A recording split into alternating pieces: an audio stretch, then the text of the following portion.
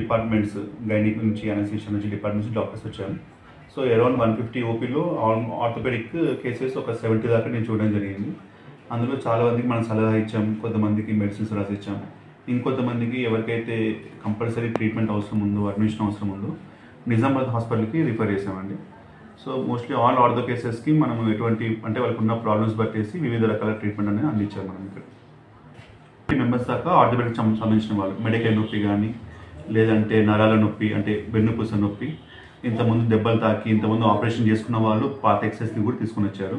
So అది implants లోపల పెట్టిన ఇంప్లాంట్స్ ఏవైతే ఉన్నాయో అవి తీయాలా లేదా అని వాళ్ళకి సలహాలు ఇవ్వడం, ఇప్పుడు తీయాల్సిన అవసరం లేదు, ఇంకా టైం పడుతుంది బుక్ కత్తుకోవడానికి అని ఇలా వివిధ సలహాలు ఇచ్చేసి వాళ్ళకి సరైన మందులు ఇచ్చేసి లైఫ్ స్టైల్ చేంజెస్ కూడా చెప్పేసి పంపించడం జరిగింది. ఎవరికైతే ట్రీట్మెంట్ అవసరమో వాళ్ళని నిజామాబాద్ హాస్పిటల్కి రిఫర్ చేస్తాం, అక్కడ మేము చూసుకుంటాం, మేము అడ్మిట్ చేసుకుని మేము చూసుకుంటాం.